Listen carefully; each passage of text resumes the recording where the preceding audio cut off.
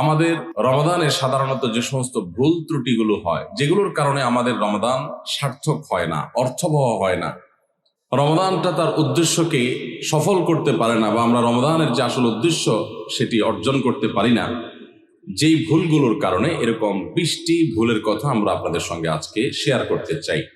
এগুলো যদি আমরা একটু মাথায় রেখে এবারে রমাদানটা, আসন্ন রমাদানটাকে কাটাবার চেষ্টা করি, ইনশাআল্লাহ আশা করা যায় এই রমাদান আমার জীবনে একটা ছাপ ফেলে যাবে, আমার জীবনে একটা দাগ রেখে যাবে, আমার জীবনে একটা স্মরণীয় রমাদান হবে, জান্নাতের পথে অগ্রসর হওয়াটা সহজ হবে, আমি একজন ভালো মানুষ হতে পারবো, মুত্তাকি হতে পারবো। আল্লাহ আমাদের সবাইকে সে তৌফিক দান করুন। যে সমস্ত ভুলের কারণে, যে সমস্ত ত্রুটি বিচ্ছুতির কারণে আমাদের রমাদানগুলো আমরা নষ্ট করে ফেলি, আমাদের আমলগুলো যথাযথভাবে করতে পারি না, রমাদানের আসল উদ্দেশ্য সাধন হয় না, তার মধ্যে থেকে সর্বপ্রথম যেটির উল্লেখ আমি করতে চাই সেটি হলো, রমাদানকে কেন্দ্র করে সর্বপ্রথম ভুলটি হলো, আমরা রমজান মাসের চাঁদ বেশিরভাগ মানুষ পশ্চিম আকাশে 29শে শাবানে তালাশ করার কথা, সেটা আমরা বেশিরভাগ লোক করি না। একটা সময় গ্রামে শহরে সব জায়গায় মানুষ চাঁদ তালাশ করত, যখন ফেসবুক ছিল না, যখন ইউটিউব ছিল না, বা সোশ্যাল মিডিয়ার এত ব্যবহার শুরু হয়নি, তখন গ্রামে শহরে সর্বত্র মানুষ চেষ্টা করত পশ্চিম আকাশে একটু চাঁদ তালাশ করার। রমাদানের চাঁদ আমরা তালাশ করব শাবানের শেষ দিনে, 29শে শাবান। এই চাঁদ তালাশ করাটা একটা ইবাদত, একটা নেক আমল। আমরা হেলায় এই নেক আমলটা হারাই ফেলি। আমরা এখন চাঁদ তালাশ করি, কিন্তু সেটা ফেসবুকে, আকাশে না। চাঁদ তালাশ হয় কোথায়? সবাই যখন ফেসবুকে তালাশ করে, তো চাঁদ দেখা কমিটি, হেলাল কমিটি, তারা যে ঘোষণা করবেন, তারা তো মানুষের দেয়া সংবাদের ভিত্তিতে ঘোষণা করবেন। এখন মানুষ যদি চাঁদ দেখা ছেড়ে দিয়ে সবাই ফেসবুক দিকে তাকায় থাকে, তাহলে তারা কার চাঁদ দেখার উপর ভিত্তি করে ঘোষণা দিবেন? এই জন্যই তো বেচারাদের দেখা যায় কোনো কোনো বছর 10টা, 11টা, 12টা বাজে চাঁদ দেখায়, কারণ আমরা তো চাঁদ দেখি না। আমরা নিউজ না দিলে তারা কোত্থেকে নিউজ দিবি? এই জন্য ভাইরা, রমাদান মাসের, রমাদানের জন্য চাঁদ দেখার চেষ্টা যদি আপনি করেন, আর যদি চাঁদ দেখতে নাও পারেন, চেষ্টাটা করছেন, পশ্চিম আকাশে চাঁদ খুঁজছেন, দেখেন নাই, তারপরেও আপনি একটা সুন্নাত আমল করার চেষ্টা করার কারণে, আপনার নেক আমলে চাঁদ দেখার চেষ্টা করার কারণে সওয়াব পাবেন। আর যদি চাঁদ দেখতে পান, তাহলে দোয়া পড়বেন, আল্লাহুম্মা আহিল্লাহু আলাইনা বিল ইয়ুমনি ওয়াল ঈমান ওয়াস সালামাতি ওয়াল ইসলাম। আল্লাহ, এই চাঁদকে আপনি আমার জন্য বরকতময় করে দিন, ঈমানময় করে দিন, শান্তিময় করে দিন, ইসলামময় করে দিন। এই পুরো চাঁদকে, পুরো মাসকে আমার জন্য, এই দোয়া পড়া সুন্নত। তাহলে রমাদান কেন্দ্রিক আমাদের প্রথম ভুল হলো, আমরা রমাদানের চাঁদ সাধারণত দেখি না, কিন্তু এখন থেকে ইনশাআল্লাহ রমাদান মাসের চাঁদ আমরা পশ্চিম আকাশে তালাশ করব। ঠিক আছে তো ইনশাআল্লাহ? দ্বিতীয়ত যে ভুলটি হয় তা হলো, রমাদানের প্রস্তুতি অংশ হিসাবে আমরা বেশিরভাগ মানুষই ভুল প্রস্তুতি নেই। সেটি হলো, প্রচুর পরিমাণে খাবার দাবার কেনাকাটা করে, সেগুলো সংগ্রহ করে বাসা বাড়িতে খাবার দাবারের স্তূপ দিয়ে ফেলা। এটা হলো আমাদের বেশিরভাগ মানুষের রমাদানের প্রস্তুতি। অন্য যে কোনো সময়ের চাইতে রমাদান মাসে অতিরিক্ত খাবার ইত্যাদি কেনাকাটা আমরা করি, এটা রমাদানের যথাযথ প্রস্তুতি না। এই বিষয়ে পারিবারিক মিটিং হওয়া উচিত, ফ্যামিলির সদস্যদেরকে নিয়ে বসা উচিত, যে আমরা এই রমাদানটা কিভাবে কাটাবো। রমজান তো ইবাদতের মাস, তো ইবাদতের মাসে আমরা খাবার নিয়ে এত ব্যস্ত হয়ে গেছি কেন? যে আমাদের ছোলা, চিনি, বেগুন, বেসন, আমাদের যত রকমের আপনার রমজান কেন্দ্রিক আইটেম আছে, সেগুলো কিনে আমরা ভরায় ফেলতেছি বাসা। রমাদান মাসে তো দিনের বেলা আল্লাহ তাআলা খাবারই বন্ধ করে দিয়েছেন, শুধু রাতের খাবার। তাহলে যেখানে দিনের বেলা খাবারের অপশনই নাই, সেখানে খাবার আমরা দ্বিগুণ ত্রিগুণ কিনছি কেন? এটা রমাদানের যথাযথ প্রস্তুতি না। রমাদানের যথাযথ প্রস্তুতির অংশ হিসেবে আমরা আগে থেকে বরং খাবার কিভাবে কন্ট্রোল করা যায়, কিভাবে কমানো যায়, কিভাবে স্বাস্থ্য ভালো থাকে, কিভাবে পেটে আপনার বুটপাট ফুটপাট এগুলো কমানো যায়, সেরকম খাবার খাওয়ার জন্য পরিকল্পনা করা দরকার। যে অতিরিক্ত ভাজা পোড়া খেয়ে আমরা অসুস্থ হব না, পারিবারিক সিদ্ধান্ত নেওয়া দরকার যে আমরা এগুলা কমিয়ে আনবো, তাহলে ইবাদত বেশি করতে পারবো, ভালো করে করতে পারবো, দোয়া বেশি করে করতে পারবো। এই জন্য রমাদানের আমাদের দ্বিতীয় ভুল হলো রমাদানের ভুল প্রস্তুতি, অতিরিক্ত খাদ্য মজুত করে, কেনাকাটা করে, বর্জ্যপণ্য স্তূপ করে আমরা রমজানের প্রস্তুতি নেই। এই জায়গাটা থেকে আমাদের সরে আসতে হবে। যদি অর্থবহ রমাদান কাটাতে হয়, এই ভুলটা সংশোধন করতে হবে। নাম্বার 3, অনেক বাবা মা আছেন, তাদের যে সমস্ত বাচ্চারা একটু কষ্ট করলেও রোজা রাখতে পারে, সেই সমস্ত বাচ্চাদেরকে অনেক বাবা মা নিজেরা রোজা রাখতে দেন না। স্কুলের অভিযোগ দিয়ে মাদ্রাসা খোলা, সে অভিযোগ তুলে, তাদের পরীক্ষা চলছে সে অজুহাত তুলে, নানা অজুহাত তুলে আজকাল দেখা যায় 8-10 বছর 12 বছরের বাচ্চারা রোজা রাখতে গেলে অনেক মা বাপ নিষেধ করেন। আমরা আমাদের ছেলেবেলায় দেখেছি, আমাদের চেয়ে যারা বড়, সে আরো বড় মুরব্বী মানুষ আছেন, আপনারা আরো বেশি দেখেছেন, যে আগে বাবা মা ছোট ছোট বাচ্চারা রোজা রাখতে চাইলে তাদেরকে উৎসাহ দিতেন, তাদেরকে অনুপ্রেরণা দিতেন, আগ্রহ জাগ্রত করতেন তাদের মধ্যে, তাদেরকে সাহস দিতেন যে হ্যাঁ, হিম্মত করতে হয়। এখন বেশিরভাগ বাবা মা তাদের সন্তানদেরকে রোজা রাখতে উৎসাহিত করে না, বরং বাচ্চারা রোজা রাখতে গেলে তারা বলে না, রাখার দরকার না, তুমি ভেঙে ফেলো। মনে রাখবেন, সাহাবায়ে কেরামের একটি কমন আমল ছিল, তারা রমজান মাসের রোজা তো বটেই, এমনকি আশুরার রোজা, এগুলো পর্যন্ত, নফল রোজা পর্যন্ত তারা তো রাখতেন, তাদের বাচ্চাদেরকে রাখাতেন এবং বিভিন্ন রকমের খেলনা ইত্যাদি দিয়ে বাচ্চাদেরকে ভোলানোর চেষ্টা করতেন। সেই সাহাবীরা যাদেরকে তাদের মা বাবারা শৈশবে কৈশোরে রোজা রাখার ব্যাপারে উৎসাহ দিয়েছেন, প্রেরণা দিয়েছেন, শিক্ষা দিয়েছেন, সাহস জুগিয়েছেন, তারাই কিন্তু বিশ্বটা জয় করেছে। কারণ কষ্ট করা শিখেছে, কষ্ট সহিষ্ণু হয়েছেন, ধৈর্য ধারণ করা শিখেছেন। রোজা রাখা মানে সংযম, এই সংযম শিখেছেন। ক্ষুধা হবে, খাবারও সামনে থাকবে, কিন্তু খাওয়া যাবে না। এই যে সংবরণ, এই যে সংযম, এই যে ধৈর্য, এই যে সহনশীলতা, এটার চর্চা করা যখন মা বাপরা শিখিয়েছেন, সেই সাহাবীদের সন্তানরাই কিন্তু অর্ধ পৃথিবী জয় করে ছেড়েছেন। আর আজকে আমাদের সন্তানদেরকে আমরা রোজা রাখাই না কেন? আমাদের মায়া হয়, ছেলেটার মুখটা ফ্যাকাশে হয়ে যাবে, মেয়েটার মুখটা শুকায় যাবে, আমার কাছে ভালো লাগবে না। আমি সবসময় বলার চেষ্টা করি, দেখুন, আমাদের সন্তানদেরকে ভোগ শেখাবার প্রয়োজন নাই, ভোগ এটা শেখানোর দরকার হয় না। ভোগ করতে সবাই পারে, এটার জন্য যোগ্যতা লাগে না। ত্যাগ সবাই পারে না, ত্যাগটা শেখাইতে হয়। আপনার ছেলে মেয়েকে খাওয়া পড়ায় মোটা তাজা করবেন, এটার জন্য কোনো যোগ্যতার দরকার নাই। এটা গরু ছাগল পশু পাখি প্রাণী তারাও পারে, মানুষ তো পরের কথা। খাইতে কে না পারে? সবাই পারে। কিন্তু খাবার আছে, তবু আমি আল্লাহর নির্দেশে নিজেকে সংবরণ করব। একটা নির্দিষ্ট সময় সূর্য ডুবার আগ পর্যন্ত আমি খাবো না।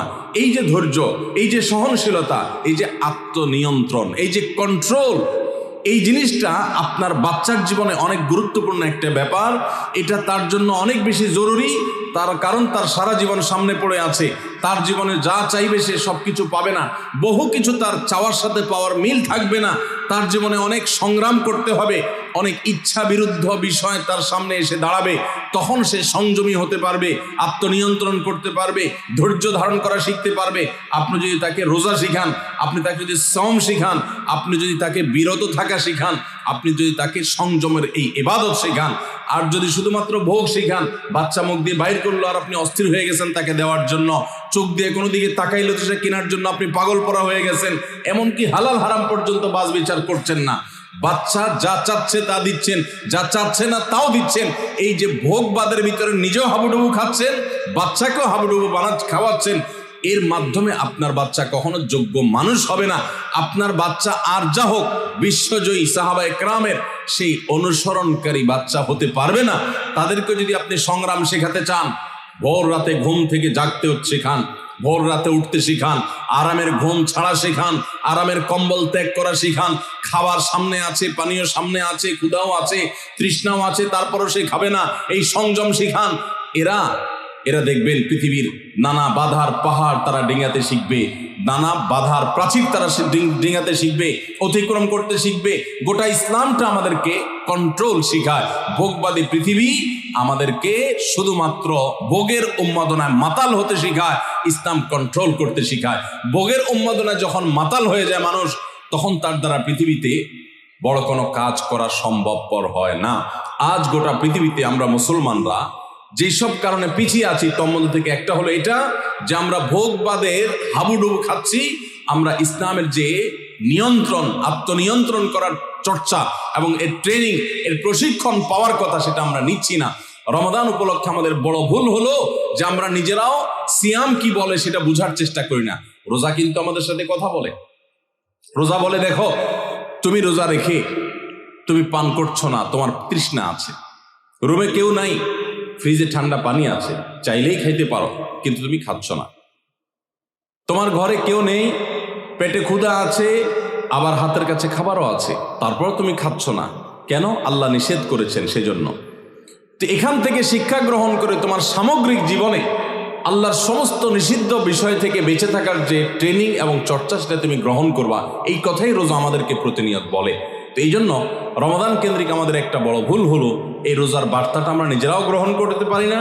আমাদের শিশুরা, বিশেষ করে যারা রোজা রাখার উপযোগী হয়, আমি 2 বছর 3 বছরের শিশুকে তো রোজা রাখার কথা বলি না, ইসলামও সে কথা বলে না, কিন্তু আপনার বাচ্চা যখন 8-10 বছর বয়স হয়ে যায়, যখন থেকে 7-8 বছর পার হয়ে যাওয়ার পর সে রোজা রাখতে শিখে, একদিন হয়তো সে জোহর পর্যন্ত রাখবে, এরপর ভেঙে ফেলবে, কোনো গুনাহ হবে না। আরেকদিন হয়তো সে আরেক ঘন্টা বেশি রাখবে, আরেকদিন হয়তো আসর পর্যন্ত রেখে ভাঙার মতো অবস্থা তৈরি হবে, প্রয়োজনে ভেঙে ফেলবে, এরপর আস্তে আস্তে সে রোজা রাখা শিখবে। এই বাচ্চা যে কষ্ট করা শিখে, যে ধৈর্য ধরা শিখে, যে ক্ষুধার কষ্ট এটা নিয়ন্ত্রণ এটা বুঝে, সেই বাচ্চা অনেক বড় কিছু করতে পারবে, তার দ্বারা ভালো কিছু হবে। তো আমাদের বাচ্চাদেরকে রোজা রাখতে চাইলে তাদেরকে আমরা আরো বেশি উৎসাহ দেব, অনুপ্রেরণা দেব, সাহস দেব, তাদেরকে ভুলানোর চেষ্টা করব। এরা ইনশাআল্লাহ খাঁটি মুসলমান হতে পারবে, যোগ্য মানুষ হতে পারবে।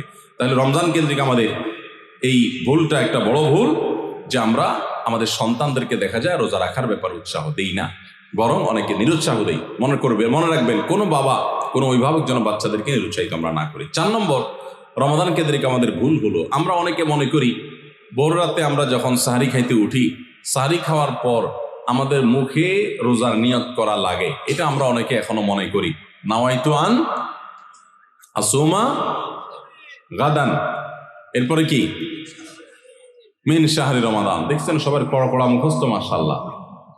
হ্যাঁ, মাসনুন দোয়ার কথা যদি জিজ্ঞাসা করি তাহলে অনেকেই বলতে পারবেন না, কিন্তু যে দোয়ার কোনো ভিত্তি কোরআন হাদিসে কোথাও নাই, ওইটা সবার মুখস্থ। নকলটা সবার মুখস্থ, আসলটার খবর নাই।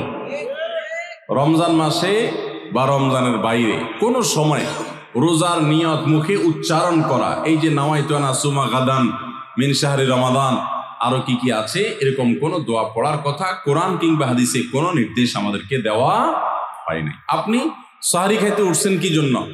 রোজা রাখার জন্য। রমজান রোজা রাখার উদ্দেশ্যে সাহারি খাইতে উঠছেন, বাস এটাই নিয়ত। নিয়ত মানে মনের উদ্দেশ্য, নিয়ত মানে কি? মনের উদ্দেশ্য। অতএব সে উদ্দেশ্য আছে, তাতে নিয়ত হয়ে গেছে। মুখের নিয়ত করাটাকে যারা জরুরি বা আবশ্যক মনে করেন তারা অবশ্যই ভুলের মধ্যে আছেন, এবং এটাকে জরুরি আবশ্যক বানানোর কারণে বেদাত হতে পারে, বরং গুনাহ হতে পারে। রমাদান কেন্দ্রিক একটা ছোট ভুল বলা যেতে পারে যে এই মুখে নাওয়াইতু আন আসুমা দোয়া পড়াটাকে আমরা জরুরি মনে করি। অনেক ক্যালেন্ডার ইত্যাদি দেখবেন এরকম রমজানের ক্যালেন্ডার, ইফতার সাহারির ক্যালেন্ডার, ওখানে দেখবেন এরকম দোয়া দেওয়া আছে। এই দোয়ার কোনো ভিত্তি কোরআন অথবা হাদিসে নাই। নকল জিনিস বুঝার একটা সহজ পদ্ধতি বলি, এই যে দোয়া আছে নাওয়াইতু আন আসুমা গাদান, এই দোয়ার শেষে হাদিসের কিতাবের নাম, বইয়ের নাম, হাদিস নম্বর, কোনো রেফারেন্স দেখবেন না। বুঝতে পেরেছেন? এটা হলো মেড ইন জিনজিরা জিনিস আইটেম যেরকম দেখেন না, ওই রকম। তো এই জন্য এটাকে একটা আমরা ছোট ভুল বলতে পারি রমাদান কেন্দ্রিক, যে আমরা মুখে নিয়ত করাকে অনেক আবশ্যক মনে করি। 5 নম্বর রমাদান কেন্দ্রিক আমাদের ভুল হলো, আমরা বেশিরভাগ মানুষ, শতকরা হয়তো 90%-এরও বেশি মানুষ, আমরা যারা রোজা রাখি, আমরা শুধুমাত্র পেটের রোজা করি। রোজাটা শুধু পেটের না ভাই, রোজাটা পুরো বডির, রোজাটা পুরো শরীরের, মাথা থেকে পা পর্যন্ত শরীরের প্রত্যেকটা অঙ্গের রোজা আছে। আমরা শুধু পান বা আহার থেকে, যৌনাচার থেকে বিরত থাকাটাকে রোজা মনে করি।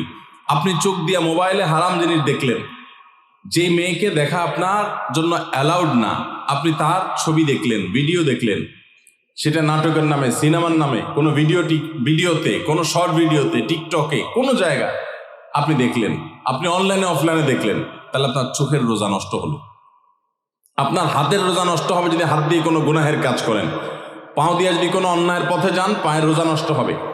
কান দিয়ে যদি আপনি মিউজিক শুনেন, আপনি গান শুনেন মিউজিক সহ, আপনি হারাম কিছু শুনেন, গীবত শিকায়াত শুনেন, তাহলে সেক্ষেত্রে কানের রোজা নষ্ট হবে। ঠিক একইভাবে আপনি মুখ দিয়ে খারাপ কোনো কথা বললেন, কটু কোনো কথা বললেন, গালিগালাজ করলেন, কারোর সাথে ঝগড়াঝাটি করলেন, তাহলে আপনার মুখের রোজা নষ্ট হবে। পুরো শরীরের প্রত্যেকটা অঙ্গ প্রত্যঙ্গের রোজা আছে। আমাদের রোজার দুইটা দিক, একটা হলো রোজার বডি, একটা হলো রোজার স্ট্রাকচার, আর একটা রোজার ফিনিশিং। স্ট্রাকচারটা দাঁড়াবে আপনি সবে সাদিক থেকে নিয়ে সাহারি থেকে নিয়ে ইফতারি পর্যন্ত আপনি কিছু পান করলেন না, আহার করলেন না, এবং যৌনাচার থেকে বিরত থাকলেন, বৈধ সেটা থেকেও বিরত থাকলেন, তাহলে আপনার রোজার স্ট্রাকচারটা দাঁড়িয়ে গেল। কিন্তু এই রোজা বা সিয়ামের ফিনিশিংটা হবে তখন যখন আপনার মাথা থেকে পা পর্যন্ত শরীরের প্রত্যেকটা অঙ্গ প্রত্যঙ্গের রোজা রাখবেন। শরীরের প্রত্যেকটা অঙ্গ প্রত্যঙ্গে যখন আপনি গুনাহ থেকে বাঁচাবেন, তখন আপনার রোজাটা পূর্ণতা পাবে। নবী করিম সাল্লাল্লাহু আলাইহি সাল্লাম বলেছেন, বুখারীর হাদিস, মাল্লাম ইয়াদা কাউলা যুরি ওয়াল আমাল বি অল জাহাল ফালাইসা লিল্লাহি হাজা আন ইয়াদা তাআমাহু ওয়া শারাবা। যে ব্যক্তি রোজা রেখে মিথ্যা কথা বাদ দিল না, রোজা রাখছে আবার মিথ্যা কথা বলে, আবার যে ব্যক্তি মিথ্যা কাজ, প্রতারণা, 2 নম্বরে এই সমস্ত বাদ দিল না রোজা রেখে, যে ব্যক্তি মূর্খতা সুলভ কাজ করলো, এই ব্যক্তি রোজা রাখে উপবাস থাকায় আল্লাহর কোনো ঠেকা পড়ে নাই, অর্থাৎ তার নিজের কোনো লাভ হয় না, তাহলে এটা উপোস থাকা ছাড়া আর কি। ঠিক একইভাবে নবী করিম সাল্লাল্লাহু আলাইহি সাল্লাম বলেছেন, কোনো ব্যক্তি রোজাদার অবস্থায় কেউ যদি তার সাথে বিবাদে লিপ্ত হতে আসে, ঝগড়া করতে আসে, সে বলবে ইন্নী সায়েম, তোমার কথার বহুত জবাব দেওয়ার ছিল, কিন্তু আমি রোজাদার আছি, সো আমি তোমার সাথে কথা বাড়াতে চাই না। ভাইরা আমার, আমাদের রোজার সবচেয়ে বড় ভুল যদি আপনি আমাকে জিজ্ঞেস করেন, তো আমি বলবো সবচেয়ে বড় ভুল হলো যে আমরা রোজা রেখে নানান পাপাচারে লিপ্ত হই, নানান গুনাহে লিপ্ত হই। আমরা রোজা শুধু পেটের রাখি, আমরা আমাদের শরীরের অন্যান্য অঙ্গ প্রত্যঙ্গের রোজা রাখতে পারি না। রোজা মনেরও করতে হয়, মন দিয়ে কোনো খারাপ চিন্তা করব না, খারাপ জল্পনা কল্পনা করব না, অন্যায় কোনো কিছু করব না, মনের ভিতরে হিংসা রাখবো না, বিদ্বেষ রাখবো না, কারোর প্রতি শত্রুতা রাখবো না, এটা মনের রোজা। আর পুরো শরীর যখন রোজা রাখবে, তখন এই ব্যক্তি হবে এমন রোজাদার যেই রোজার স্ট্রাকচারও ঠিক আছে, ফিনিশিংও ঠিক আছে, পূর্ণাঙ্গ রোজা রেখে এই ব্যক্তি রাইয়ান নামক গেট দিয়ে প্রবেশের উপযোগী। এই ব্যক্তি স্বয়ং আল্লাহর কাছ থেকে কিয়ামতের ময়দানে সেই মহাপুরস্কারের উপযুক্ত। এই ব্যক্তি সিয়ামের মাধ্যমে কোরআন এবং হাদিসে যত পুরস্কারের কথা বলা আছে সবগুলোর উপযুক্ত হতে পারবে। যে ব্যক্তির রোজা থাকে শুধু পেটের চাহিদা থেকে তাকে দূরে রাখে না, বরং শরীরের সমস্ত অঙ্গ প্রত্যঙ্গ দ্বারায় সমস্ত পাপাচার থেকে বিরত থাকার সংগ্রাম করে, নিয়ত করে, চেষ্টা করে এবং সেটা বাস্তবায়ন করে। আল্লাহ আমাদের সবাইকে তৌফিক দান করুন। ভাইরা আমার, তাহলে 5 নম্বরের ভুল বললাম যে রোজা রেখে আমরা অনেকেই নানান রকমের পাপাচারে লিপ্ত হই। আমরা এগুলো ছাড়বো তো ইনশাআল্লাহ। আল্লাহ সুবহানাহু ওয়া তাআলা বলেছেন, এখন তাত্তাকুন, যেন আমরা মুত্তাকি হতে পারি। মুত্তাকি হওয়া, গুনাহ ছাড়া, পাপাচার ত্যাগ করা, এটা রোজার উদ্দেশ্য। এটাই যদি না হয় তাহলে রোজার কোনো অর্থ থাকতে পারে না। 6 নম্বর, রমজান মাসে আমরা যে ভুল করি সেটা হলো অনেকে রোজা রেখে মেসওয়াক করতে চান না। রোজা রেখে মেসওয়াক করতে চান না। কোন ইমামগণ বলেছেন যে রোজা রেখে মেসওয়াক করা অনুত্তম, কিন্তু সেই মতটা সঠিক নয়। সঠিক এবং জমহুর বেশিরভাগ ইমামদের মত এবং বিশুদ্ধ মত হলো যে রমজান মাসে রোজা রেখে মেসওয়াক পারলে আরো বেশি বেশি করবেন। কারণ নবী করিম সাল্লাল্লাহু আলাইহি সাল্লাম থেকে তিরমিজি একটা হাদিস বর্ণিত হয়েছে, ইমাম তিরমিজি সেটাকে হাসান সহিহ বলেছেন, হাদিসে হাসান বলেছেন। সেই হাদিসটা হলো যে নবী করিম সাল্লাল্লাহু আলাইহি সাল্লাম রোজা রেখে এত বেশি পরিমাণ মেসওয়াক করতেন, সাহাবী বলেন যে গুণে শেষ করা যাবে না। এই জন্য রোজা রেখে মেসওয়াক করা যাবে। অনেকে মনে করে মেসওয়াক করলে মেসওয়াকের রস যদি ভিতরে চলে যায় কোনো অসুবিধা নেই, রোজা রেখে আরো বেশি মেসওয়াক করবেন। তাহলে রমজানের কেন্দ্রিক আমাদের যে ভুলগুলো হয় তার ভিতরে 6 নম্বর হলো মেসওয়াক করাটাকে অনেকে দোষের মনে করেন। এটা ভুল, এটা দোষের না, বরং মেসওয়াক আরো বেশি করে করতে হবে। 7 নম্বর হলো অনেকে রমজান মাসে সাহারির খাবার এমনভাবে খায়। এক সময় আমরা দেখেছি ছোটবেলায় যে অনেক মুরব্বীরা আছেন রাত 12টা-11টার দিকে উঠে সাহারি খেয়ে তারপর শুয়ে পড়েন। এটা যেমন একটা ভুল ছিল, সাহারি হলো শেষের দিকে খাওয়া উত্তম, ওনারা খাইতেন আগে। অতিরিক্ত সতর্ক যেটাকে বলে, এত আগে কেন খায়? যে শেষের দিকে খাইলে রোজা হয় না, না হয়, এই জন্য 12টার সময় 4-5 ঘন্টা আগে খেয়ে ধুয়ে দিলাম। এক লোক দোতলা শুয়ে আছে ফ্লোরে, তো একটু পর পর মাথা উপরের দিকে উঠে ফেলতেছে। কেউ জিজ্ঞাসা করলো, কি ব্যাপার, তুমি কি এমন কেন করতেছো? ফ্লোরে শুয়ে আসো চিত হয়ে, একটু পর মাথা উঠাও কেন? তো লোকটা বললো, নিচের ফ্লোরে একজনে সুই সুতা দিয়ে কাপড় সিলাইতেছে, তো এইভাবে সেলাই করে টান দেন উপর দিকে। তো বলে যে সতর্ক থাকতে তো দোষ নাই, যদি ফ্লোর ভেদ করে আমার মাথা লাগে, এই জন্য মাথা উঠে ফেলতেছে। তো এটা অতিরিক্ত সতর্কতা হলো না। সতর্কতা ভালো, কিন্তু অতি সতর্কতা ভালো না। সাহারি অনেকে রাত 12টা-1টার সময় খান, এটা হলো অতিরিক্ত সতর্কতা। এত বেশি ভালো না, এত অতিরিক্ত সতর্ক হওয়া বরং নিষেধ। হাদিসে নবী সাল্লাল্লাহু আলাইহি ওয়াসাল্লাম আমাদেরকে সাহারি শেষের দিকে খেতে বলেছে। এখন আরেকটা ভুল হলো, অনেকে সাহারি এত শেষে খান যে মুয়াজ্জিনের সাথে ওনার কম্পিটিশন হয়। মুয়াজ্জিন মাইক ধরে, মাইকের সামনে দাঁড়ায় মুয়াজ্জিন ঘড়ির দিকে তাকাইতে তাকে টিক টিক টিক টিক আগাইতেছে কাটা। মুয়াজ্জিন প্রস্তুতি নিচ্ছে যে আল্লাহু আকবার করে হাঁক দিবে, আর উনিও ওইদিকে প্লেট হাতে গ্লাস হাতে খাবার খাচ্ছেন, ধুমায়া খাচ্ছেন, এবং কম্পিটিশনে লিপ্ত হয়েছেন যে মুয়াজ্জিন আগে আল্লাহু আকবার বলে না, তিনি আগে গিলে শেষ করেন। এরকম কম্পিটিশন হয় কি হয় না? বেশিরভাগ লোক, বিশেষ করে আমাদের যে কোনো কাজে আমরা একেবারে শেষ মুহূর্ত পর্যন্ত না ঠেকালে ভালো লাগে না। এই যে একদম আজান হওয়ার আগ মুহূর্ত পর্যন্ত খেতে থাকা, অনেক সময় দেখা যায় যে ভিতরে যেতে যাচ্ছে আজান পড়তেছে, এখনো আমার গলার নিচেও নামে না, এদিকে আল্লাহু আকবার শুরু করে দিছি, আল্লাহু আকবার শুরু করতেছে, তখনও চাপাই দিছি, এবার ফালাই দিছি। দেরিতে সাহারি খাওয়া সুন্নাত, এর মানে এই না যে এত দেরি করবেন যে মুয়াজ্জিনের সাথে আপনি চোর পুলিশ খেলাবেন। এত দেরি করা এটা অবশ্যই সুন্নাহ নয়। নবী করিম সাল্লাল্লাহু আলাইহি ওয়াসাল্লাম সাহারি খেয়ে শেষ করার পর ফজরের নামাজ পড়তেন, মাঝখানে 50 আয়াত পড়ার মতো গ্যাপ থাকতো। 50 আয়াতের গ্যাপ মানে হলো 5 থেকে 7 মিনিট এভারেজ, এরকম গ্যাপ তিনি দিতেন, তারপর তিনি নামাজ পড়তেন। তো এই জন্য ভাইরা আমার, আমরা বলতে পারি যে 7 নম্বরের ভুল হলো, আমরা অনেকেই রমজান মাসে সাহারির খানা খেতে খেতে একেবারে আজান পর্যন্ত ঠেকাই দিই। এত দেরি করা আবার ঠিক না। 8 নম্বরের ভুল হলো, অনেকে গোসল ফরজ হলে মনে করেন যে এই অবস্থা সাহারি খাওয়া যায় না। এটা ভুল ধারণা। আপনার রমজানে রাতের বেলা গোসল ফরজ হয়েছে, আপনি এখনো গোসল করতে পারেন না, এদিকে সাহারির খানার সময় চলে যাচ্ছে, তাহলে আপনি আগে সাহারির খানা খেয়ে নেন, সাহারি খেয়ে তাড়াতাড়ি গোসল করে তারপর ফজর নামাজ পড়তে যান, কোনো অসুবিধা নেই। এমনকি যদি আজান হয়ে যায়, আপনি গোসল এখনো করতে পারেন নাই, তাতেও সমস্যা নেই। আমরা অনেকে এটাকে সমস্যা মনে করি। সেই সাথে আরেকটা ভুল ধারণা হলো, অনেকে মনে করেন রমজান মাসে দিনের বেলায় স্বপ্নদোষ হলে বোধহয় রোজা ভেঙে যায়। স্বপ্নদোষ হওয়ার কারণে রোজা ভাঙে না। স্বপ্নদোষ হয়েছে, আপনি রোজা কন্টিনিউ করবেন, এই রোজা রাখতেও হবে না, কোনো অসুবিধা নেই, এটা আপনার ইচ্ছায় না। 9 নম্বর ভুল হলো, আমরা অনেকে যদি সাহারি খাইতে না পারি তাহলে আর ওই দিন রোজা রাখি না। অনেক লোক আছে বলে যে আজকে সাহারি খেতে পারি না, এই জন্য রোজা রাখি না। তো সাহারি না খাইতে পারলে রোজা রাখবেন না কেন? সাহারি খাওয়াটা সুন্নত আর রোজা রাখাটা ফরজ। আপনার সুন্নত ছুটে গেছে, কোনো অসুবিধা নেই, সাহারি না খাইলে রোজার কোনো অসুবিধা নাই। সাহারি খাওয়াটা উত্তম। নবী সাল্লাল্লাহু আলাইহি ওয়াসাল্লাম বলেছেন, তাসাহহারু ফাইন্না ফিস সাহুরি বারাকা, তোমরা রাতের শেষ বেলার খানাটা, সাহারির খানাটা খাবা, এটাতে বরকত আছে, কল্যাণ আছে। দুপুরের খানায় বরকতের কোনো ঘোষণা নাই, অন্য কোনো খানায় বরকতের কোনো ঘোষণা নাই, কিন্তু সাহারির খানাতে বরকতের ঘোষণা আছে। এই জন্য আমরা সাহারির খানাটা মনে না চাইলেও অল্প স্বল্প কিছু হলেও মুখে দেওয়ার চেষ্টা করব, কারণ সেখানে বরকত আছে, কল্যাণ আছে।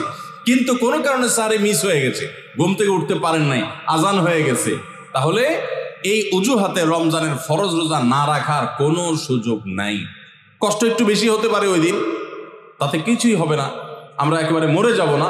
ধৈর্য ধরা শিখতে হবে। ইমানদারকে আল্লাহ তাআলা সবর করা শেখাচ্ছেন রমজানের মাধ্যমে। এই জন্য ভাইরা, কোনোদিন সাহারি মিস হলে ওই দিন রোজা মিস করা যাবে না। 10 নম্বর যে ভুলটা আমাদের হয় সেটা হলো, সাহারিতে আমরা বেশিরভাগ মানুষ একটা সুন্নাত আমল করি না, সেটা হলো খেজুর খাওয়া। সন্ধ্যার সময় ইফতারিতে যখন আমরা সাহারি খাই তখন তো সবাই আমরা জানি, আমরা ইফতারিতে যখন খেজুর খাই তখন তো আমরা সবাই মোটামুটি জানি যেটা সুন্নত, কিন্তু সাহারিতে খেজুর খাওয়া যে সুন্নত, এটা ম্যাক্সিমাম মানুষ আমাদের দেশে এখনো জানেন না।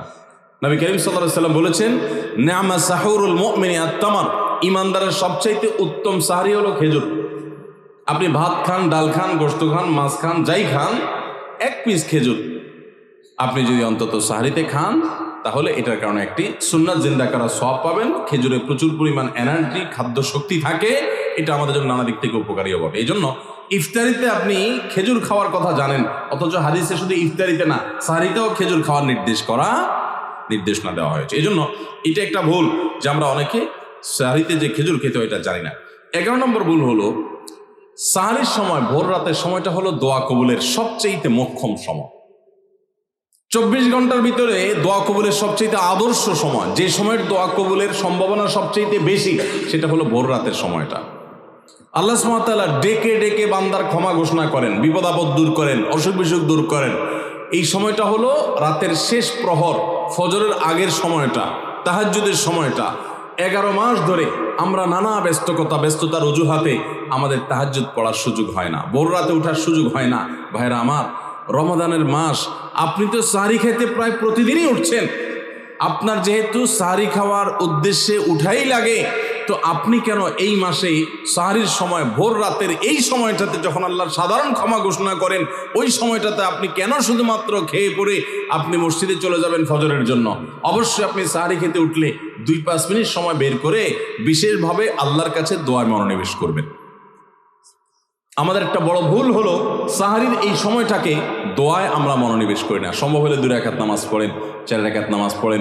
সেটা যদি না পারেন তো সাহারির খানার শেষে অথবা আগে আপনি আপনার রুমে গিয়ে লাইট বন্ধ করে নিরিবিলি জায়গায় একটু আল্লাহর কাছে হাত তুলে একটু চোখের পানি ফেলে চান, দোয়া করেন।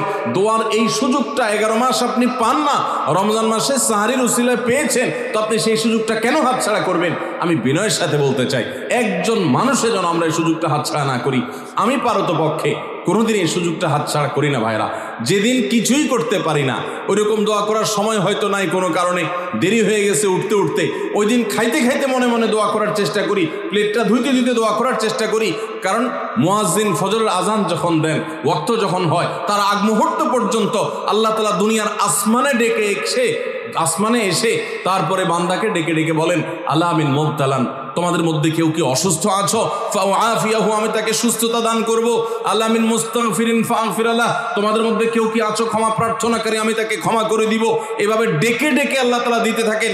টোটাল 24 ঘন্টার মধ্যে যেই সময়টার দোয়া ফেরত দেয়া হয় না, যেই সময়টার দোয়া মিস হওয়ার সম্ভাবনা খুবই কম, আপনার দোয়ার বেসিক শর্তগুলো ঠিক থাকলে এই দোয়া কবুল হওয়ার সম্ভাবনা জোরালো, সেই সময়টা হলো ভোর রাতের সময়টা। রমজান মাসে এই সময়টাতে দোয়ার যে সুযোগ তৈরি হয়, দোয়ার যে বিশাল সুযোগ আপনি পান, এই সুযোগটা হাতছাড়া করে আপনি শুধুমাত্র খেয়ে দিয়ে এই সময়টাকে পার করে দেন, এটা কখনো বুদ্ধিমানের কাজ হতে পারে না। এই জন্য রমজান মাসের ভুলগুলোর মধ্যে থেকে একটা হলো যে সাহরির সময়টাতে, ভোর রাতের সময়টাতে, দোয়া কবুলের গুরুত্বপূর্ণ সময়টাতে আমরা দোয়া তো করিই না। অনেকে ওই সময় আজকাল সাহরি পার্টি বের করেছেন, তামাশা বের করেছেন, অনেকে টেলিভিশনের প্রোগ্রাম দেখেন। কোন চ্যানেলে সাহরির সময়ের কোন প্রোগ্রাম আমরাও মাঝে মধ্যে এগুলো আগে রেকর্ড করা থাকে। সাহরির সময় আমরা টেলিভিশনে প্রোগ্রাম করতে যাই না, আগে রেকর্ড করা থাকে, সেগুলো চলে। এগুলো হলো তাদের জন্য যারা টেলিভিশনে হারাম জিনিস দেখবে, ওই টাইমটাতে সে যেন হারাম জিনিস না দেখে ভালো কিছু দেখে। আপনাদেরকে আমরা বলবো, কখনো ওই ভোর রাতের ওই সময় ইসলামিক প্রোগ্রামও দেখতে যাবেন না। আপনি ওই সময়টাতে আল্লাহর সাথে কথা বলবেন, ওই টাইমটা ইবাদতের সময়, ওই টাইমটা দোয়া এবং রোনাজারের সময়। আমরা বেশিরভাগ মানুষ এই ভুলটা করি যে রমজানে আল্লাহর কাছে পাওয়ার এই বিশাল সুযোগ আমরা হাতছাড়া করে ফেলি। আমরা এখন থেকে সাহরিতে উঠলে দোয়া করবো তো ইনশাআল্লাহ। আল্লাহ আমাদের সবাইকে তৌফিক দান করুন। তাহলে এটি ছিল 11 নম্বর ভুল। রমাদানকে আমাদের সার্থক করতে হলে এই ভুলটা দূর করতে হবে, সংশোধন করতে হবে। সাহরিতে দোয়া থেকে বিরত থাকা, এই ভুল করা যাবে না। 12 নম্বর ভুল হলো, অনেকে রোজা রেখে থুতু গিলাটাকে দোষণীয় মনে করেন যে রোজা রেখে বোধহয় থুতু গেলা যায় না, এই জন্য ঘন ঘন থুতু ফেলে দেখবেন অনেকে আছেন। বিশেষ করে নতুন নতুন যখন রোজা রাখে পোলাপান, তখন দেখবেন যে মিনিটে মিনিটে থুতু ফেলে। আছে না নাই? এই ঘন ঘন রোজা রাখে, আপনার থুতু ফেলে কেন? কারণ মনে করতেছে থুতু গিললে তার রোজা ভেঙে যাবে। ভাই, থুতু যদি আপনি না গিলেন আপনি বাঁচবেন? থুতু না গিললে কেউ বাঁচবে? যতই আপনি থুতু ফেলেন, আপনার থুতু তো কিছু না কিছু ভিতরে যাবেই। যদি না যায়, গলা শুকিয়ে গেলে তো আপনি মরেই যাবেন। এই জন্য এটা একটা ভুল যে আমরা মনে করি থুতু ফেলা লাগে। রোজা রেখে রোজার কারণে এক্সট্রা কোনো থুতু ফেলার দরকার নাই। আপনার মুখে বালু চলে আসছে, একটা মশা ঢুকে গেছে, আপনি রোজা আছে, এটা যেন ভিতরে না যায়, সেজন্য থুতুটা ফেলে দিলেন, এটা ভিন্ন কথা। আপনি বেসিনে গিয়ে ফেলে আপনি একটু পানি ঢেলে দিলেন, কিন্তু রোজা রেখে ঘন ঘন থুতু ফেলতে হবে, থুতু গেলা যাবে না, এরকম কোনো কথা নাই। এটা আমাদের একটা ভুল, রমজান কেন্দ্রিক একটা ভুল। 13 নম্বর ভুল হলো, আমরা বেশিরভাগ মানুষ রমজান মাসে ফজরের নামাজ পড়ে এসে ঘুম দেই। আপনার যদি রাতে ঘুম না পুরে আবার দিনে ডিউটি থাকে, ঘুম একটু যদি যাওয়াই লাগে, তো ফজরের পর পর ঘুমাবেন না। আলহামদুলিল্লাহ আমাদের বাসায় আমরা এটার প্র্যাকটিসটা প্রতি বছর খুব হার্ডলি করার চেষ্টা করি। ফজরের পর পর কোনো ঘুম নেই, ফজরের পর একটু কোরআন তেলাওয়াত করেন। প্রথম চোখ ভেঙে আসবে, কারণ আপনি ভোর রাতে উঠছেন, অভ্যাস নাই, তো যাতে চোখে ঘুম না আসে সেজন্য নানান বুদ্ধি বাইর করে ঘুম দূর করেন, একটু উঠবস করেন। ওই টাইমে বসে ফজরের পরে আপনি তেলাওয়াত করেন, জিকির আজকার করেন, সকাল সন্ধ্যার দোয়াগুলো পড়েন, একটু দোয়া করেন, রমজানের কিছু আমল করেন। এশাকের নামাজের ওয়াক্ত হয়ে গেছে, 2 রাকাত নামাজ পড়ে এরপর আপনি পারলে দরকার হলে শুয়ে যান, কিন্তু ফজরের পর পর শুয়ে যাবেন না। এটা একটা ভুল, কারণ নবী করিম সাল্লাল্লাহু আলাইহি সাল্লাম সকালের এই সময়টার জন্য দোয়া করেছেন, আল্লাহুম্মা বারিক লি উম্মতি ফি বুকুরিহা, আল্লাহ আমার উম্মত জন্য সকালের সময়টাতে বরকত দান করুন। আর ওই সময় আপনি ঘুমায় থাকছেন। তো রমজান মাসে আমরা এটা একটা ভুল করি, এটা আমরা করব না যথাসম্ভব। তারপর 14 নম্বর ভুল হলো, আমরা যারা নিয়মিত আজানের জবাব দেই, আজানের জবাব দেওয়া একটা আমল, আপনারা জানেন তো, মুয়াজ্জিন যা বলে তার সাথে সাথে তা বলা, তার পরপর সেটা বলা। মুয়াজ্জিন যখন আল্লাহু আকবার বলে, তখন আপনিও আস্তে আস্তে করে আল্লাহু আকবার বলবেন। মুয়াজ্জিন আবার যখন আল্লাহু আকবার বলবে, আপনিও আল্লাহু আকবার বলবেন। মুয়াজ্জিন যখন আশহাদু আল্লা ইলাহা ইল্লাল্লাহ বলবে, আপনিও আশহাদু আল্লা ইলাহা ইল্লাল্লাহ বলবেন। মুয়াজ্জিন যখন আশহাদু আন্না মুহাম্মাদুর রাসূলুল্লাহ বলবে, আপনি কি বলবেন? আশহাদু আন্না মুহাম্মাদুর রাসূলুল্লাহ বলবেন। অনেকে সাল্লাল্লাহু আলাইহি সাল্লাম পড়ে, সাল্লাল্লাহু আলাইহি সাল্লাম পড়বেন হলো আজানের শেষে, কিন্তু আজান চলাকালীন আশহাদু আন্না মুহাম্মাদুর রাসূলুল্লাহ বলবেন। সহিহ মুসলিমের আজানের জবাব দেওয়ার অধ্যায়ে পরিষ্কারভাবে নবী সাল্লাল্লাহু আলাইহি সাল্লাম শিক্ষা দিয়েছেন। ইমাম মুয়াজ্জিন যখন বলবে ইযা ক্বালা আশহাদু আন্না মুহাম্মাদুর রাসূলুল্লাহ ফাকুলু আশহাদু আন্না মুহাম্মাদুর রাসূলুল্লাহ, তখন আমরা আশহাদু আন্না মুহাম্মাদুর রাসূলুল্লাহ বলবো। এরপর হাইয়া আলাস সালাহ হাইয়া আল ফালাহ যখন বলবে, তখন লা হাওলা ওয়ালা কুওয়াতা ইল্লা বিল্লাহ বলবো। এরপর আল্লাহু আকবার বললে তাই বলবো, লা ইলাহা ইল্লাল্লাহ বলার সময় তাই বলবো। তারপরে আজানের জবাব দেবো, দুরূদ পড়বো, দোয়া পড়বো। এই যে আজানের জবাব, এটাতে লাভ হয় কি জানেন? মুয়াজ্জিন আজান দিয়ে যেই সওয়াব পায়, আজানের যারা মুখে জবাব দেয়, মুয়াজ্জিনের সাথে সাথে বলে, তাদেরকে আল্লাহ তাআলা সমপরিমাণ সওয়াব দান করে। আর মুয়াজ্জিন কি পরিমাণ সওয়াব পায় সেটা কি জানেন? কোন মুয়াজ্জিন যদি আল্লাহকে খুশি করার জন্য আজান দেয়, দুনিয়ার উদ্দেশ্য তার কাছে না থাকে, বরং আল্লাহকে খুশি করাটাই তার উদ্দেশ্য থাকে, তাহলে এই মুয়াজ্জিনের ফজিলত হলো, ওই মুয়াজ্জিনের আজান শুনে যত মানুষ মসজিদে আসবে, ওই ওয়াক্ত নামাজে যত মানুষ শামিল হবে, সবাই যে পরিমাণ সওয়াব পাবে, যার যার অ্যাকাউন্টে যাবে, বোনাস হিসাবে সবার সমপরিমাণ সওয়াব মুয়াজ্জিনকে দেওয়া হবে। আর আপনি মুয়াজ্জিনি না করে শুধু আজানের জবাব দিলেও সেই মর্যাদা বোনাস হিসাবে আল্লাহ তাআলা আপনাকে দান করবেন। এই হাদিসের ফজিলত একবার আরো 10-12-13 বছর আগে কোন এক জায়গায় আমি বলেছিলাম, সৌদি আরবে থাকতে। তখন এক ভদ্র মহিলা আমাকে বললেন, হুজুর, এই হাদিসটা আপনার কাছ থেকে শেখার পর, জানার পর থেকে আমি মক্কা শরীফের লাইভ আজান নিয়মিত ওই টাইমে, আমি রেডিও শুনি না, মোবাইলে বিভিন্নভাবে লাইভ আজানটা আমি শোনার চেষ্টা করি এবং ওই মুয়াজ্জিনের সাথে সাথে জবাব দেওয়ার চেষ্টা করি। কারণ আমার যখন এটা জানা হলো যে মুয়াজ্জিন যত পরিমাণ সওয়াব পাবে তত পরিমাণ সওয়াব পাওয়া যাবে, তো মক্কার মুয়াজ্জিন সাহেবের আজান শুনে যত মানুষ প্রতি ওয়াক্তে নামাজ পড়ে, এত বেশি নামাজ তো দুনিয়ার অন্য কোনো মসজিদে প্রত্যেক ওয়াক্তে পড়ে না।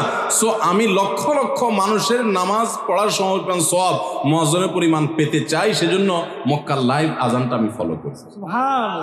আমি অবাক হয়ে গেলাম, মানুষ আল্লাহর সন্তুষ্টির জন্য কতভাবে চেষ্টা করে, অথচ আমরা হেলায় হারিয়ে ফেলি। আপনার মহল্লার যে আজানটা সবার আগে আপনার কানে আসে, আপনার মহল্লার আজান, ওটা জবাব আপনি দিবেন, এরপর বাকিগুলো আপনি দিতে পারলে দিবেন, না দিতে পারলে না। এই যে আজানের জবাব, এই আজানের জবাবটা আমরা অনেকে 12 মাসে একটু আধটু দেওয়ার চেষ্টা করলেও, রমজান মাসে মাগরিবের নামাজের আজান, এটার জবাব নিয়মিত আজানের জবাবকারীরাও দেয় খুব কম। এটা রমজানের একটা ভুল। কেন দেয় না? কারণ সেই আসরের পর থেকে নিয়ে 10, 12 পদ, 13 পদ, 14 পদ ইফতার সামনে নিয়ে বসে যে দাঁত কচকচ করতেছিল, হাতগুলো শুধুমাত্র আঁকুপাকু করতেছিল যে কখন আপনার বেগুনি ধরবে, কখন পেঁয়াজ ধরবে, কখন বুটমুড়িতে হাত দিবে। যখন আঁকুপাকু করতেছিল, সূর্য ডুবছে, মুয়াজ্জিন সাহেব আল্লাহু আকবার হাঁকা শুরু হয়েছে, আর হুমড়ি খেয়ে অনেক ঝাঁপায়া পড়ছে, খাইতে খাইতে কখন আজান শেষ হয়ে গেছে টেরও পায়নি। ঠিক না বে ঠিক? আপনি খান, ওয়াক্ত হয়ে গেছে, সাথে সাথে আপনি খেলেন, আজান শুনলেন, সাথে সাথে আপনি খেলেন, ভালো কথা। একটু মুখে দিয়ে খেতে খেতে, খাওয়ার ফাঁকে ফাঁকে মুয়াজ্জিনের আজানের জবাবটা দিয়ে ফেলেন, কিন্তু ম্যাক্সিমাম মানুষ আমরা এই ভুলটা করি। আমি খেয়াল করে দেখেছি যারা নিয়মিত আজান দেয় তারাও আজানের জবাব দেয়, তারাও দেখেছি এটা করে না, অর্থাৎ ভুল হয়ে যায়। তাহলে আমরা লক্ষ্য করবো তো ইনশাআল্লাহ মাগরিবের সময় ইফতারের ফাঁকে ফাঁকে আমরা আজানের জবাব দিয়ে দিব। ও মাশাআল্লাহ, বক্তব্য নোট করার জন্য আপনাদের হাতে হাতে কাগজ দেওয়া আছে। আপনারা কাগজ পাইছেন সবাই? মাশাআল্লাহ। আমরা যেগুলো বলছি আপনারা এগুলো নোট করতে পারেন, তাহলে তো এখানে পুরস্কার দিয়ে জুত করা যাবে না। পুরস্কার নিয়ে আসছি তো, পুরস্কার যে দেব সবাই তো নোট করে রাখলে তাহলে তো সব নকল করা। ঠিক আছে, নকল থেকে পরীক্ষা হবে আজকে, যা আছে কপালে ইনশাআল্লাহ। ঠিক আছে, তাহলে ভাই আমরা 14 নম্বর ভুলের কথা জানলাম। রমজান কেন্দ্রিক আমাদের 14 নম্বর ভুল জানলাম যে আমরা ইফতার খেতে খেতে মাগরিবের আজানের জবাবটা ভুলে যাই। এটা ভুলা উচিত না। রমজান মাস তো আরো বেশি করে করবেন, অন্যান্য মাসে করেন, আপনি রমজানে ইফতার অজুহাত দিয়ে মাগরিবের আজানের জবাব দিচ্ছেন, এটা তো গ্রহণযোগ্য হতে পারে না।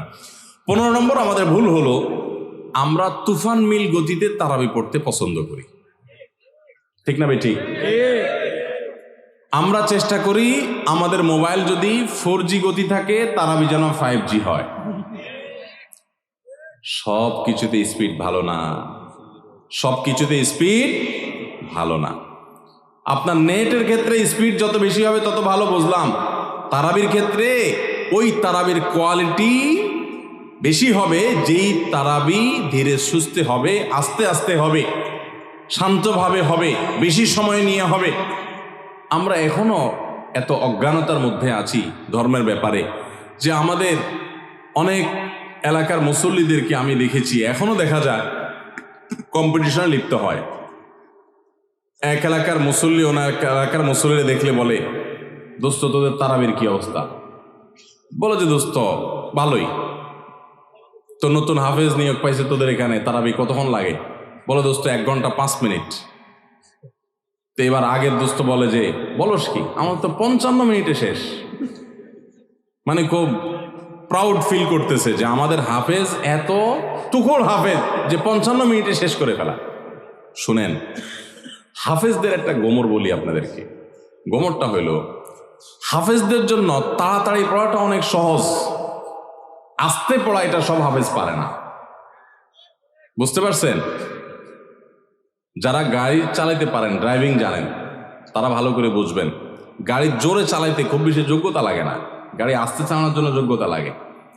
আমি জীবনে যখন প্রথম গাড়ির স্টিয়ারিং হুইল ধরে শেখা শুরু করি, আমাকে ট্রেনিং দিছে নেপালের একজন ভাই, আমার সহকর্মী, সৌদি আরবে ছিলেন, আলেম মানুষ, মদিনা ফারেক, শেখ রিয়াজুল হক।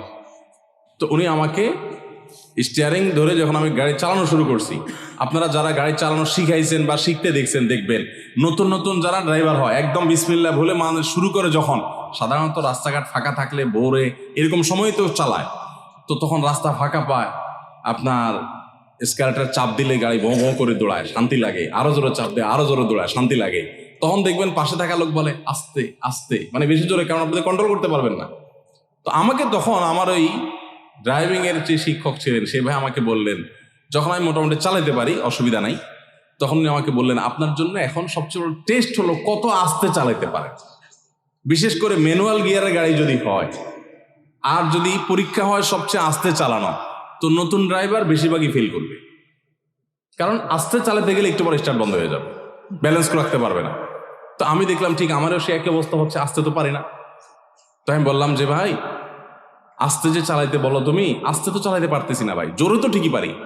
তো আমার বলতেছে জোরে ফেলার জন্য যোগ্যতা লাগে না, তো চাপ দিলেই তো দৌড়ায়, তুমি ব্যালেন্স ঠিক রেখা দেখি কত আস্তে চালাতে পারো। সে আমার গাড়ি থেকে নাইমা বলতেছে আমি পাশে হাঁটবো আস্তে আস্তে, আমার গতিতে তুমি গাড়ি চালাবা, দেখি পারো কিনা। আমি তো পারতেছি না। বলো যে না, তুমি এখনো পাকা হও নাই। তো হাফেজদের অবস্থা একই রকম। হাফেজদেরকে যদি বলেন যে ধীরে ধীরে পড়েন আপনারা তারাবিতে, দেখবেন অনেক হাফেজ পারবে না, অনেকে পারবে, কিন্তু গতির সাথে তা পড়া এটা খুব সোজা কাম। ভাইরা আমার, আমরা তারাবিতে গতি দিয়া যদি পড়ি, অনেক মসজিদে আছে হাফেজ সাহেবরা বেচারারা গতি তো সাধে দেয় না, মুসল্লিদের মুক্তাদিদের চাপের চোটে ওই বেচারারা দৌড়ের উপরে থাকে। হুজুর আপনারা তো দেরি হয় কেন? পাশের মসজিদে মুসল্লিরা চলে আসে আমাদের আগে, রাস্তাঘাটে দোকানে এসে তারা চা খাওয়া শুরু করে, আমরা পরে বাইর হয়ে আমাদের মানিজ্যতা লাগে যে তোদের হাফেজ বোধহয় ভালো হাফেজ না। বুঝতে পেরেছেন? ওই কপাল পড়ারা বুঝতেছে না যে তাড়াহুড়ো করাটা ভালো হাফেজ হওয়ার লক্ষণ না। তো এই জন্য ভাই, তারাবিতে অতিরিক্ত তাড়াহুড়া করা এটা হলো আমাদের বড় একটা ভুল। ঢাকার ধানমন্ডি তাকওয়া মসজিদে আমাদের মুফতি সাইফুল ইসলাম ভাই আজকের অতিথি, ওনার মসজিদে আমি একবার তারাবি পড়েছি। সুবহানাল্লাহ, এত ধীরস্থিরতার তারাবি আমি জীবনে কোথাও দেখিনি। এত ধীরস্থিরতার তারাবি কিয়ামুল লাইল শেষ দশকে যে করে, এত লম্বা সময় নিয়ে এত আস্তে আস্তে পড়েন। আলহামদুলিল্লাহ, মসজিদ ভর্তি মুসল্লি থাকে, পুরো ঢাকা থেকে মানুষ যায়। এরকম মসজিদ বাংলাদেশে আরও আছে, হাতে গোনা খুব কম। আমি অবশ্য তারাবিটা আমার বাসার নিচে আমার ছেলের ইমামতিতে সাধারণত পড়ি। তো যাই হোক, মসজিদে তারাবি এত ধীরস্থিরতার সাথে আমি ওখানে সবচেয়ে বেশি দেখেছি, আরও অন্যান্য জায়গায় থাকতে পারে। তো এই জন্য ভাইরা আমার, রমজানের ভুলগুলোর একটা হলো যে তারাবিতে তাড়াহুড়ো করি আমরা। তাড়াহুড়ো করবেন না। আপনার হাফেজ সাহেবকে যদি আপনি খুব গতিতে পড়তে বলেন, এক পারা যদি প্রথম কয়েকদিন তো 1.5 পারা পড়ে, এরপরে 1 পারা করে পড়ে শেষ পর্যন্ত। 1 পারা পড়তে এশার নামাজ সহজ, যদি তার তাড়াহুড়া করে পড়তে যদি 1 ঘন্টার সময় লাগে, তো ধীরস্থিরতার সাথে পড়লে 1 ঘন্টা, বড় জোর 10 মিনিট সময় লাগবে। 5 থেকে 10 মিনিটের পার্থক্য, এর বেশি না। 5-10 মিনিটের জন্য আপনার পুরো 1 ঘন্টা তারাবিটা আপনি বরবাদ হয়ে যেতে পারে। যদি অতিরিক্ত তাড়াহুড়া হয়, অস্পষ্ট থাকে, তাহলে তারাবি পড়ার কোনো মানেই থাকতে পারে না। এই জন্য তারাবিতে তাড়াহুড়া করবেন না, ধীরস্থিরতার সাথে পড়বেন।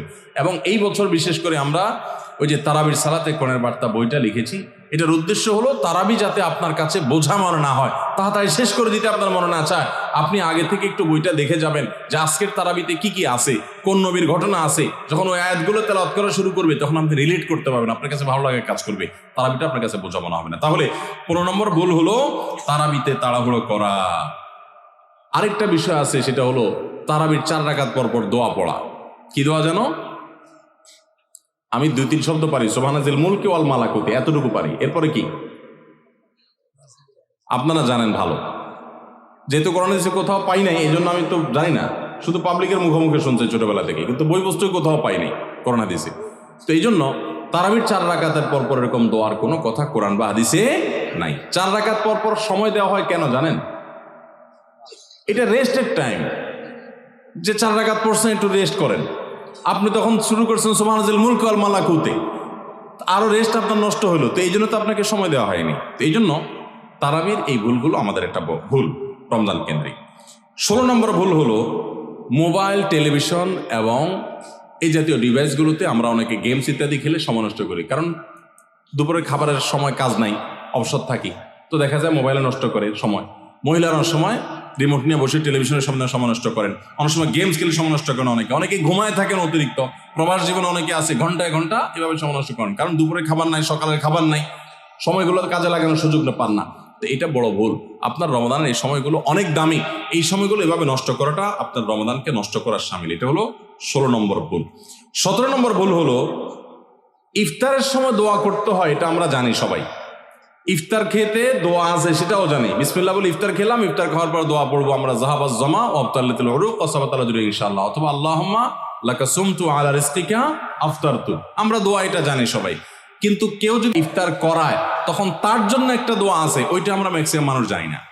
বলবো সেটা, সেই দোয়াটা হলো নবী করিম সাল্লাল্লাহু আলাইহি সাল্লাম তাকে কেউ ইফতার করালে তিনি তার জন্য দোয়া করতেন, আকালা তুআমাকুমুল আবরার ওয়াসাল্লাত আলাইকুমুল মালাইকা ওয়া আফতারা ইনদাকুমুস সাইমুন। তোমাদের খাবার যেন নেককাররা খায়, হ্যাঁ, এবং তোমাদের উপর ফেরেশতারা যেন তোমাদের জন্য দোয়া করে, আর তোমাদের খাবার যেন রোজাদাররা খায়, ইফতার করে। কেউ ইফতার করে তার জন্য এই দোয়া করা সুন্নাত, এটা আমরা অনেকে জানি না। তো এই দোয়া না করা, এটা আমার মনে হয় আমাদের সমাজের ম্যাক্সিমাম মানুষের মধ্যে আছে যে আমরা দোয়া করি না, ইফতার কেউ খাওয়াইলে খেয়ে চলে আসি, বড় জোর অন্য দোয়া পড়ে, কিন্তু এই দোয়া পড়া সুন্নাত, এটা আমরা জানি না। তাহলে এটা একটা ভুল আমাদের রমজান কেন্দ্রিক। 18 নম্বর ভুল হলো এতেকাফ না করা এবং পরিবারকে শেষ 10 দিনে ঘুম থেকে জাগিয়ে না তোলা। রমজানের শেষ 10 দিন এতেকাফ করা হলো রমজানের সবচাইতে তৃপ্তিদায়ক ইবাদত। যেই ইবাদতের তৃপ্তি আপনি নগদে পাবেন সেটা হলো রমজানের শেষ দশকের এতেকাফ। দুঃখজনক বিষয় হলো ম্যাক্সিমাম মানুষ আমাদের দেশে মসজিদগুলোতে দেখা যায় এতেকাফের লোক পাওয়া যায় না, টাকা দিয়ে লোক ভাড়া করে এতেকাফে রাখা লাগে, একটা দুঃখজনক ব্যাপার। তো রমজানের একটা গুরুত্বপূর্ণ আমল হলো এই এতেকাফ, এটা আমরা করি না, চেষ্টা করবো তো ইনশাআল্লাহ। একবার যদি আপনি এতেকাফ করেন, এতেকাফের মজা যদি একবার পেয়ে যান, বিশেষ করে কয়েকজন ইবাদত গুজার মানুষের সাথে থাকেন, একটা পরিবেশ মান, আপনাকে জীবনে এতেকাফ থেকে কেউ আর ঠেকাতে পারবে না, দূরে রাখতে পারবে না। এতেকাফ আপনি করেই ছাড়বেন, এত মজার ইবাদত। এবং সেই সাথে রমজানের শেষ দশকে নবী সাল্লাল্লাহু আলাইহি সাল্লাম পরিবারের লোকদেরকে ঘুম থেকে ডেকে তুলতেন। আমরা এটা করি না। পরিবারের লোকদেরকে সহ পুরো পরিবার মিলে একসাথে ইবাদত বন্দি করা শেষ দশকে, এটা গুরুত্বপূর্ণ একটা ইবাদত। তাহলে 18 নম্বর ভুল হলো এতেকাফ না করা, পরিবারকে শেষ দশকে না জাগানো। 19 নম্বর ভুল হলো শেষ 10 দিন আসলে আমরা কেনাকাটা, শপিং, যারা শহরে আছে তারা গ্রামের বাড়িতে যায় ঈদ করা, এগুলোর পেছনে আমরা ব্যস্ত হয়ে যাই। শেষ 10 দিন হলো ইবাদতের সবচেয়ে গুরুত্বপূর্ণ সময়। রমজানের আসল টাইম হলো শেষ 10 দিন, সবে কদর ওর মধ্যেই আছে, অথচ আমরা সেই সময়টাতে সবচেয়ে বেশি অবহেলা কাটাই। এটা রমজানের একটা বড় ভুল। আর 20 নম্বর এবং সর্বশেষ যেটা বলতে চাই সেটা হলো যে অনেকে আমরা ফিতরাটা সময় মতো দেই না। ফিতরাটা হলো চাঁদ উঠছে তখন থেকে নিয়ে ঈদ উল ফিতরের নামাজের আগ পর্যন্ত এই সময়ের মধ্যে দিয়ে দিবেন। এত অল্প সময়ের মধ্যে, রাত্রের মধ্যে গরিব যদি খুঁজে না পান তাহলে 1 দিন 2 দিন আগে থেকেও দিতে পারবেন, কিন্তু কোনো অবস্থাতে ঈদের নামাজের পরে ফিতরা দিলে সেটা ফিতরা আদায় হবে না। তাহলে ভাইরা আমার, এই 20টা ভুল যদি আমরা সংশোধন করতে পারি, এগুলোর প্রতি যদি আমরা খেয়াল রাখতে পারি, তাহলে আশা করা যায় আমাদের রমজানটা বড় সুন্দর হবে, অর্থবহ হবে। এই রমজানটা আমাদেরকে তাকওয়া অর্জন করাবে এবং সফল এবং সার্থক রমজান আমরা কাটাতে পারবো। চেষ্টা করবো তো ইনশাআল্লাহ।